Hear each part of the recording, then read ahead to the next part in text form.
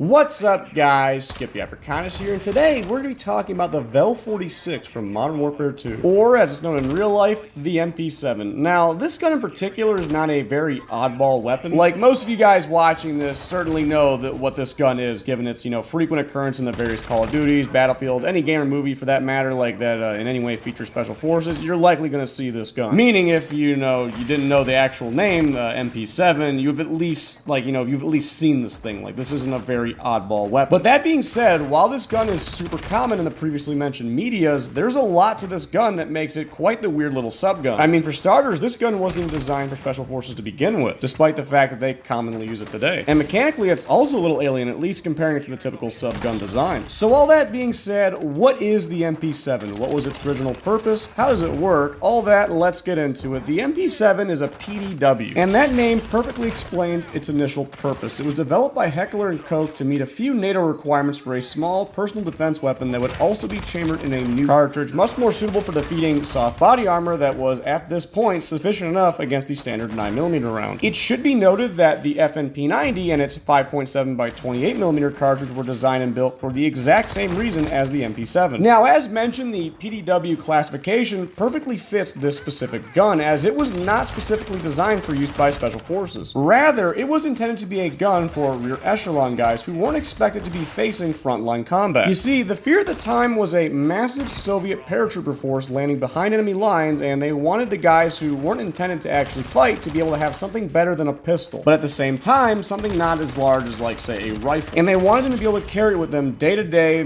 till the time that they actually needed it arose. The MP7 is actually very similar to the M1 carbine in its reason for being made. Unlike the M1 carbine, however, another big request with this new PDW was a cartridge better able to defeat body armor, as that was starting to become the Soviet standard kit, and a 9mm ain't really going to do much against it. So with the MP7 came the 4.6 by 30mm cartridge, a very small bottleneck round, kind of similar to the 5.7 by 28. Now, we won't go too much into this cartridge specifically, as that will be the focus of a future Cartridges of Modern Warfare 2 IRL vid, but in basic, it was designed for defeating soft body armor and had some real neat features with it. Like, for instance, one cartridge variant is actually a solid hardened steel core surrounded by a copper jacket, as opposed to the typical design of having the steel core beneath lead and then surrounded by a copper jacket. Again, we'll go more into this cartridge in a future video, but fear not, because that isn't the only thing neat about the MP7. Another feature is, unlike the majority of subguns where they're direct blowback, the MP7 actually works using a rotating bolt with a short stroke gas piston. To get an idea of what I'm talking about, we have a CX-4 Storm here. The bolt head is a simple flat piece with nothing locking up the system or anything. And as the bullet is fired, the only thing keeping the gun from beating itself to death is the sheer mass of the bolt and a little bit of spring pressure. Though on the Storm specifically, it is a lot more the mass of the bolt. It does change between different blowbacks though, of course. The MP7, as mentioned, works differently. Rather than relying on bolt mass or spring tension, it actually uses a gas system with a rotating bolt that allows chamber pressures to die down before the bolt is allowed to move rearward. This is accomplished by having some of the gas that follows the bullet travel upward into the small chamber. Inside that chamber, there's a small piston that pushes back a little ways, striking against the bolt carrier and sending that rearward. As the bolt carrier moves rearward, it rotates the bolt head via some cams. Once the bolt head fully rotates, it is clear of all metal obstructions and is allowed to go fully rearward. Then come forward via spring tension, pick up a new cartridge, rotate back into position, and the gun is ready to fire again. Now, as mentioned, it is unusual for most subguns to have any sort of locking system as opposed to just being flat out blowback. There are, of course, certainly other examples, but it's far from the norm. The MP7, however, has its reason, and that reason is it allowed for the gun to be made with much smaller parts, since there was no reliance on heavy bolt mass nor heavy spring tension. And of course, much smaller parts makes for a much smaller gun, which if you're going to be having to carry this thing around all day,